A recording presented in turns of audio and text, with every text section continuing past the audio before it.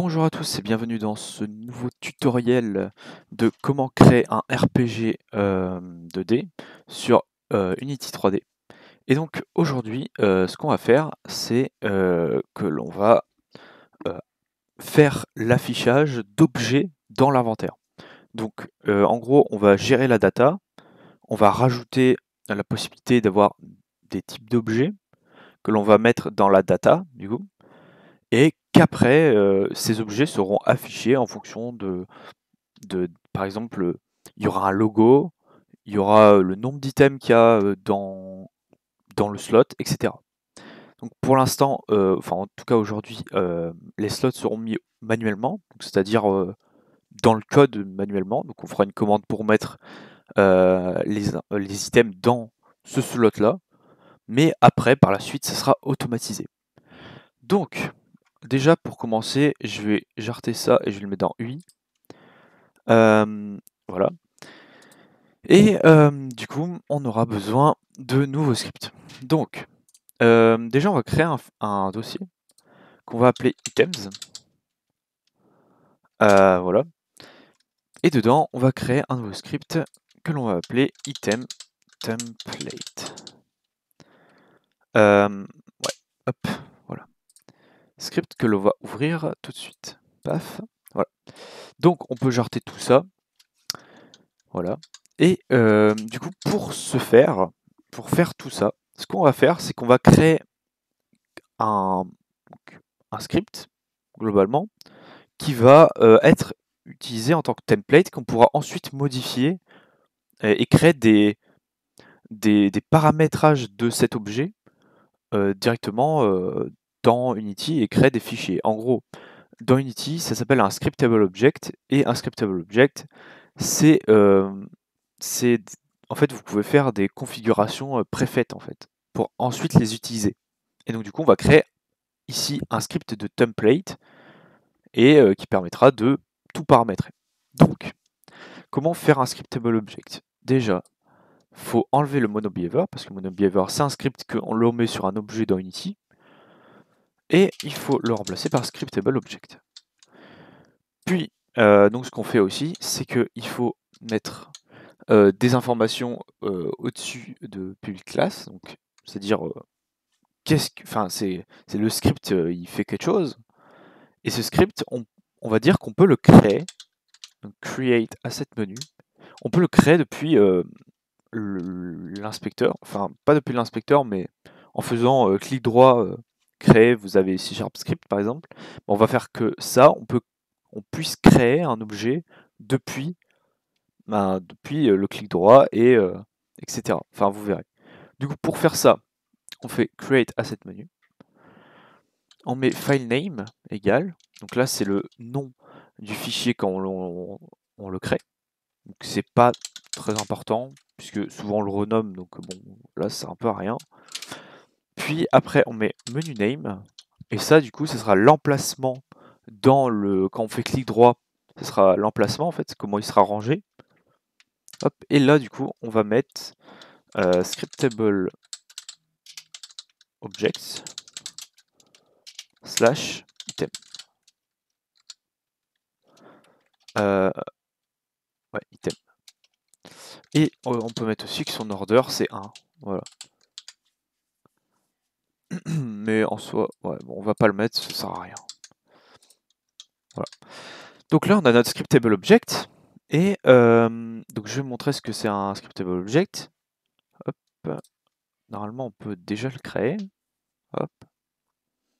Donc vous voyez que là, on a item template. Ça, c'est vraiment le template.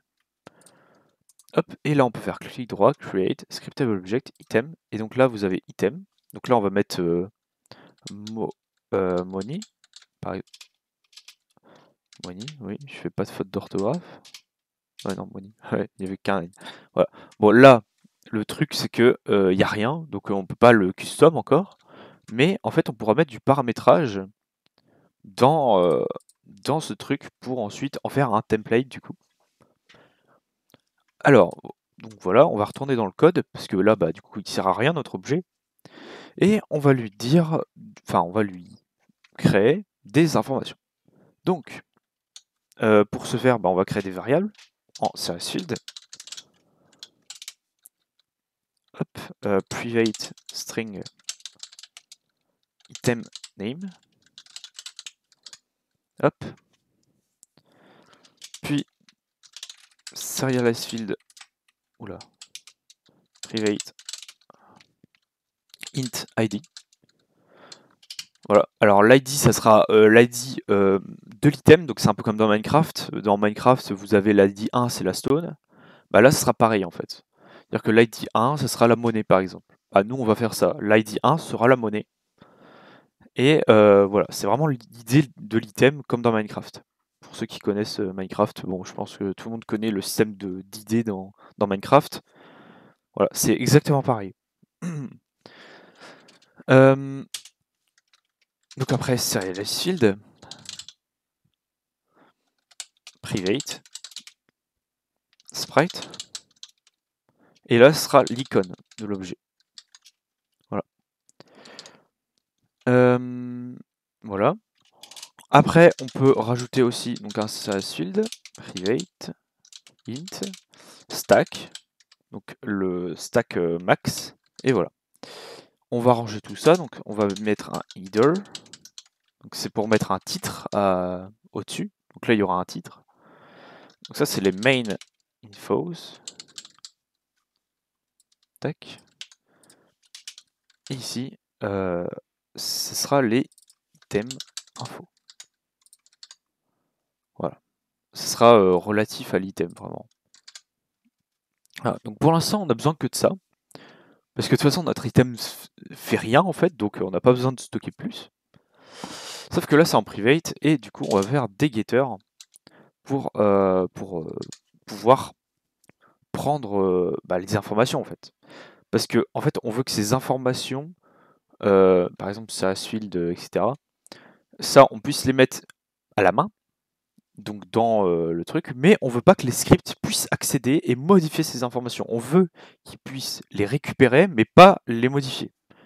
Donc, en tout cas pour ces informations-là, puisque c'est des informations essentielles vraiment au jeu, et par exemple on va pas modifier in-game l'idée de la monnaie par exemple.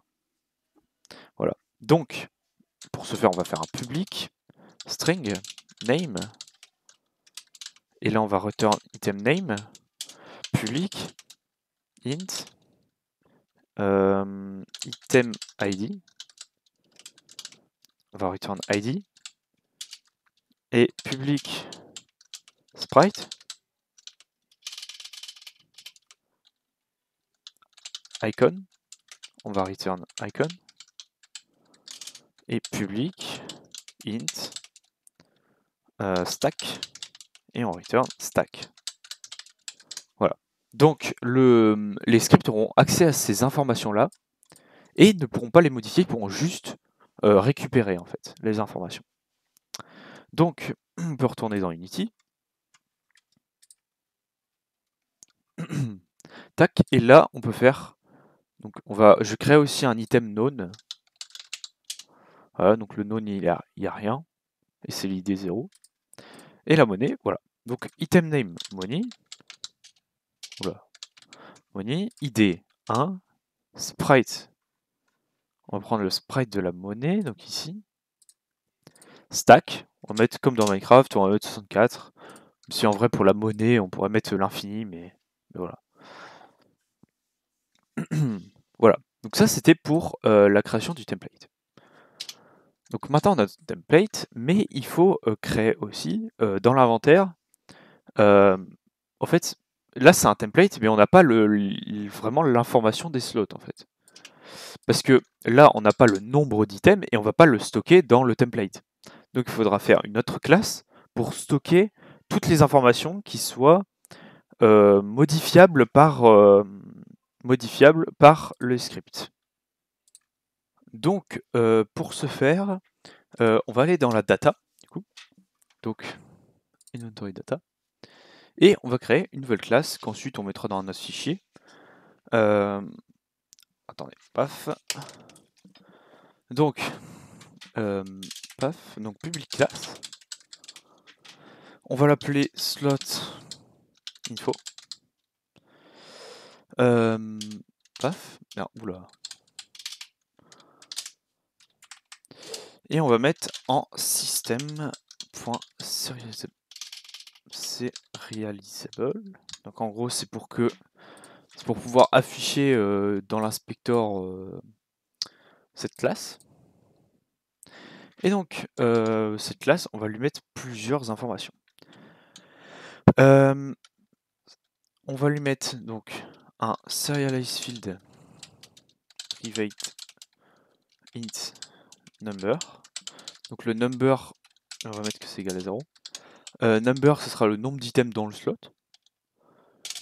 On va mettre un private item template. Et on va mettre aussi. Alors, on va faire un truc. Enfin, je vais montrer après. On va faire des getters d'abord. Donc, ouais. Public int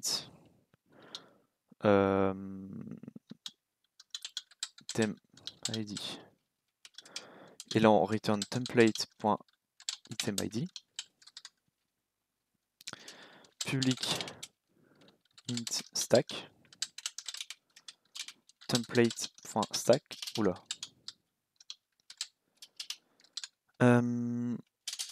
Public number. Return number. Oula. Ah oui, j'ai mis public number. Public int number. Return number. Et public sprite icon return template.icon. Voilà. Donc ça sera les getters. Et on va faire un truc. Donc là, je vais d'abord mettre dans inventory data, on va afficher la liste des slots. On va faire une liste du coup. Paf, en field, serializField, private, slot info, donc une array plutôt, slot info. Et donc dans init, voilà, on va initialiser le truc, donc slot info est égal à new slot info de slot number, enfin avec un nombre de slot number. Et on va mettre que pour i allant de 1 à slot number, on va que slot info i est égal à new slot info. Voilà. Et en fait, ça, pourquoi on fait ça? Parce que on va faire ce qui s'appelle un constructeur, mais on fera après. Et je vais d'abord montrer un truc. C'est que là, donc techniquement, hop, si on lance, paf, normalement il ne devrait pas y avoir d'erreur, puisque de toute façon on rajoute pas vraiment de trucs au démarrage. Par contre, quand on va dans ici, slot info, on a le number. Et en fait, on a l'élément 1, 2, 3, voilà. Et c'est un peu de la merde. Donc ce qu'on va faire, c'est qu'en fait, déjà, dans une classe, quand il y a une array de classe, le nom de l'élément, s'il y a un string name en haut, même un string en fait, ça va mettre, au lieu de élément 0, ça va mettre le string. Donc ce qu'on va faire, c'est qu'on va faire public string. Donc name. Voilà. Et donc, je modifierai après, hein, je mets en public pour montrer.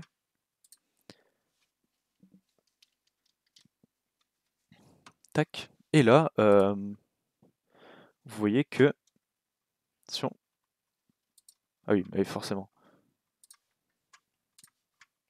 Je vais relancer.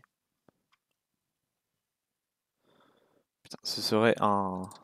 Voilà. Vous voyez que ça prend le nom du name. Hop. Sauf que nous, on aimerait bien que, bah, en fait, on n'y accède pas. Donc, on va le mettre en private et serialize field. Mais le problème, c'est que si on met private serialize field, ça veut dire que le joueur, je veux dire, nous, on pourra modifier le nom dans le ici en fait, dans l'inspecteur. Sauf que nous, on veut pas en fait. Donc, on va faire un truc, c'est qu'on va mettre en serialize field. C'est quelque chose qui sera serialisé, mais hide in inspector, ça veut dire qu'il sera caché dans l'inspecteur. Voilà. Et donc du coup, on verra que ça. Aussi, alors du coup, j'ai dit qu'on ferait un constructeur, donc on va faire public slot info. Voilà. Et donc ça, un constructeur, en gros, c'est quand on fait new, et en fait, ça, c'est le constructeur. Et on va dire les arguments qu'il faut mettre pour construire l'objet. Donc, nous, on veut un item template, template, et un int number. Voilà. D'ailleurs, ce qu'on peut faire, c'est que le template, on va juste le mettre en get, parce que c'est quelque chose qu'on met à la base quand on crée ça, mais on va pas le remodifier en fait. En fait, en gros, pour changer d'item, on va supprimer le truc et en recréer un, au lieu de juste changer les infos. En tout cas, on va juste faire ça pour l'instant, au pire on verra après, mais pour l'instant on va faire ça. Donc, on va dire que template est égal à template. Hop. Et là, vous voyez que c'est en read-only, mais, en fait, on peut le modifier parce qu'en fait, on peut le modifier uniquement lors de la création de l'objet. Donc, item template, template. Et là, on va mettre que name est égal à template.name. Et ici, on va mettre que number, number est égal à number. Voilà. Et donc là, il y a une erreur parce que justement, le constructeur a changé. Et il faut un template et un nombre. Donc le nombre en soi, c'est simple. Mais le template, bah, le truc c'est que bah, on n'a pas de template. Donc ce qu'on va faire, c'est qu'on va faire une nouvelle liste de templates. Alors, on va la mettre dans la data, mais ça peut être modifié et mis n'importe où. On va faire une liste, enfin une array de item template, qu'on va appeler template. Et donc là, en gros, ce sera l'emplacement, l'id, l'emplacement dans la liste template, ça sera l'id en fait. Donc l'id du template. Donc par exemple, dans l'emplacement 0, on aura none. Donc voilà, et ici, on peut mettre template 0, puisque quand on initialise l'inventaire, on met que bah il n'y a rien dans l'inventaire. Voilà, et en number, on met 0. Voilà.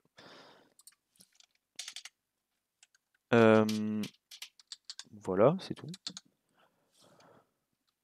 Et si on va faire un truc, c'est que on va mettre que le premier slot, dans le premier slot, on a de l'argent. Donc on va dire que slot info 0. Donc le premier slot est égal à new slot info template. Et en vrai, je pense que ce serait mieux de faire une méthode directement. Ce sera moins lourd parce que là, on recrée un objet à chaque fois. Mais au pire, je verrai. Oh, on peut modifier limite le template. Ouais, on va me mettre en private. Mais bon, on va laisser comme ça, puis après on fera une méthode pour changer, on fera sûrement au prochain épisode. Quand on retravaillera vraiment les modifications d'items, parce qu'en soi là on s'en fout. Là c'est vraiment juste pour initialiser. Voilà. Bah c'est bon. Du coup là on va voir que normalement. Enfin déjà on va devoir faire un truc, c'est foutre les items, enfin les templates en fait. Donc on va mettre que le 0 c'est le known. Voilà. c'est bon. Et du coup, normalement, là, si on lance Unity, et donc on peut voir que ici on a du known. Pourquoi on a du known? Parce que j'ai mis le 0. Ouais. Template 0, ouais. J'aurais dû mettre le template 1. Hop, on va remodifier tout ça. J'aurais dû quitter le mode play parce que ça fout de la merde. Donc normalement là on aura Moni, voilà, Moni 1, voilà. Et bon, après on pourra modifier le fait que ça affiche un de Moni, etc. Mais ouais, bon, on va laisser comme ça pour l'instant. Et donc,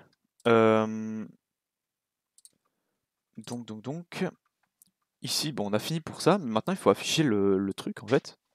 Donc on va aller dans Inventory Display et on va créer donc une nouvelle méthode qui va être Update Display, qui va être public du coup, public void update display. Oula, voilà. Et on va prendre donc en information les slots info, slot infos, hop, et on va dire que pour ah oui, et j'ai pas. Attends. Ah oui, si, j'ai le slot controller. Il faudra aussi créer une méthode ici. J'ai oublié, donc public void. Je croyais que je l'avais créé avant, mais en fait non. Donc la méthode, bah, c'est update display. Tac. Et donc dans cette méthode, bah, on va dire que de changer l'icône, etc. Et pour ça, on va devoir stocker donc des informations. Ça va être donc un service field, private image. Et là, on n'a pas image parce que image fait partie du namespace Unity Engine. .ui. Voilà. Donc private image. Icône image. Oula. Icône image. Et service field private. Et là, on doit aussi importer quelque chose d'autre. On va mettre using tmpro. Et du coup, private text mesh pro. Text mesh pro UGUI.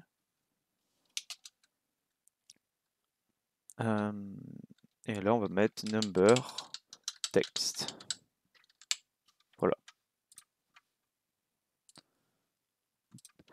Et donc ça, en fait, c'est des variables qu'on mettra directement dans la préfab, en fait. Donc pourquoi je les ai mis en CSS field alors que j'aurais pu faire un getChild, etc. C'est tout simplement pour pouvoir customiser vraiment le truc. Si je change, je rajoute un enfant au truc, ça peut tout casser, enfin bref. Du coup, j'ai mis en CSS field. C'est plus simple. Et donc du coup, dans la void update display, on va mettre deux informations. On va mettre un sprite qu'on va appeler icône et un int qui sera le number. Et là, bah, en fait, c'est tout simple. Enfin, quoique non. En fait, le truc, c'est qu'il peut n'y avoir aucun item. Enfin, non, pour l'instant, je vais juste faire ça. Enfin, je vais juste afficher les trucs et on verra après pour fixe. Parce qu'il va y avoir un problème. Si on fait juste ce que je vais faire là. Donc, number.text est égal à number.toString. Alors, pourquoi .toString? C'est pour convertir un int en texte. Et, enfin, en string du coup. Et on peut choisir un format. Donc moi je prends le format 00. Donc ça va mettre par exemple 01, 02, 03, 04, 05, etc. Voilà. Et icône image .sprite est égal à icône. Voilà. pour l'instant, on va juste mettre ça, mais vous allez voir que ça va causer un petit problème. Donc, on va retourner dans ici, et on va dire que for i allant de 1 à slotinfo.length, on va dire que donc slot i .update display, et donc là on va mettre slotinfo.icon. On est d'accord que c'est bien ça. Pourtant on a bien icon. Ah oui, mais je suis con, faut faire ça.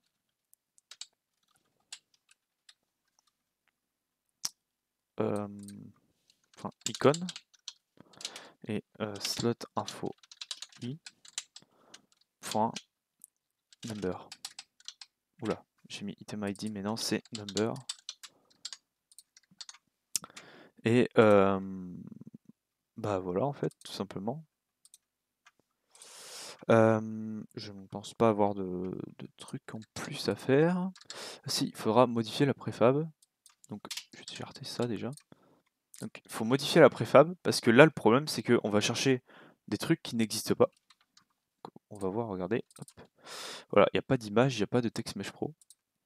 Donc, ce que je vais faire, c'est que je vais la mettre dans l'inventaire. Donc, on va mettre le slot ici. Et on va rajouter, du coup, le texte. Donc, on va l'appeler number text. On va le mettre en pixels. Mettre en 6. Ouais, 6. Et ici, on va le mettre donc en bas à gauche, droite plutôt, putain. 0. Et on va mettre du 16 par 16. Tac. On va mettre 99 pour tester, c'est peut-être un peu grand. Voilà, 4. 4, je pense c'est bien.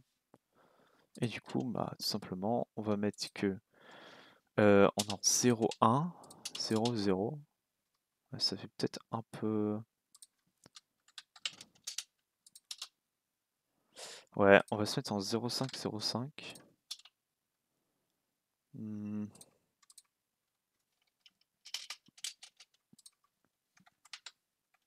Ouais, ça me semble cool, là, quoique...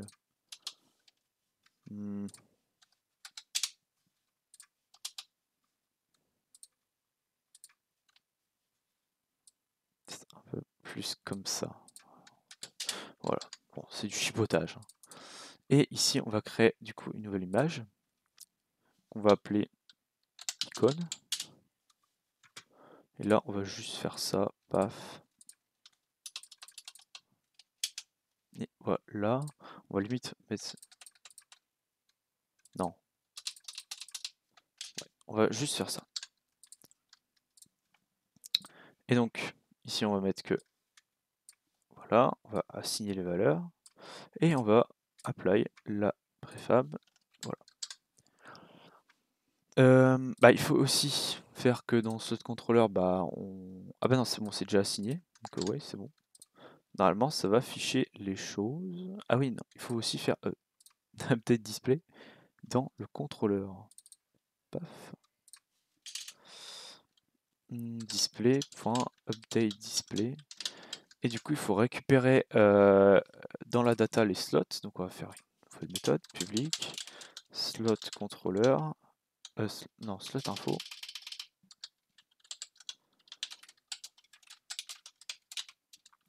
Slots.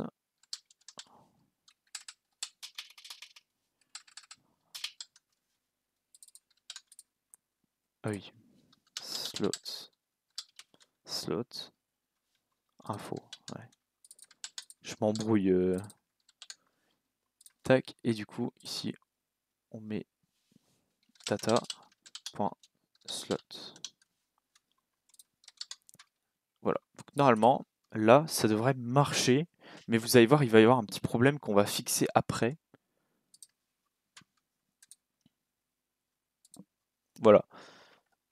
oui, déjà, ça fait que l'image est au-dessus. Ça, on va le régler. Il faut mettre le texte ici, comme ça. Voilà. Mais vous voyez qu'il y a plein de carrés blancs. Alors, autant pour quand on a un item, ça va. Mais ici, là, il y a plein de carrés blancs. Et d'ailleurs, en vrai, le texte est peut-être un peu mal mis. Peut-être un peu le foutre comme ça.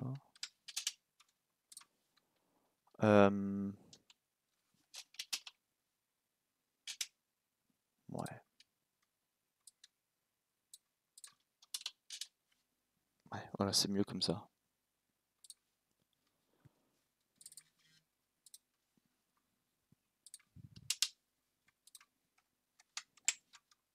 Voilà. Tac. Mais le texte, enfin, vous voyez qu'il y a des gros trucs blancs. Et du coup, c'est chiant. Et surtout que ça affiche 0. Et nous, on veut pas. On veut vraiment que le slot soit vide. Du coup, pour faire ça, on va juste faire, ici dans slot controller, on va ajouter un bool qui va vérifier s'il y a un item dans... un item dans le truc en fait, dans le slot. Donc pour faire ça, on fait bool number égal à 0. Ouais, putain. Empty. Je suis un peu shooté là. Genre je fais de la merde depuis tout à l'heure. Donc si empty, donc si y a rien, bah, ça sera true et sinon ça sera false. Et donc là on va faire ce que j'adore, c'est-à-dire les ternaires. Et donc on va dire que number.text est égal à empty, par interrogation. Si c'est empty, et ben il n'y a rien. Sinon, ça affiche le number. Et ici, pareil pour l'icône. Si c'est empty, bah nul. Sinon, ça affiche l'icône. Mais là, il va y avoir un problème parce qu'autant ça va ne plus afficher les chiffres, mais ça va toujours mettre un truc blanc dégueulasse.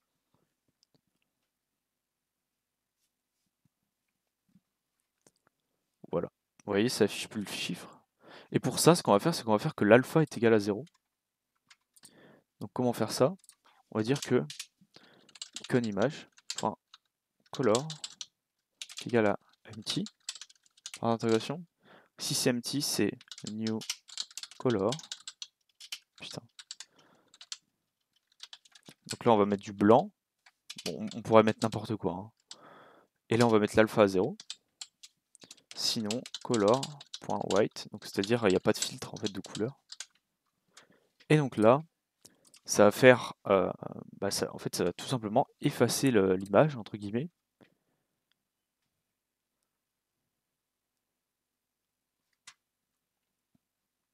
Voilà. On pourrait aussi désactiver l'image. C'est possible de le faire aussi. En le faisant comme ça. Donc on pourrait faire iconimage.enabled est égal à différent de empty. Et après on met if différent empty. Non, ouais, oui. On met que image icon.sprite est égal à, donc ça on peut jarter la couleur, paf. Et iconimage.sprite est égal à icon. Et donc normalement c'est un équivalent, si ça marche, paf.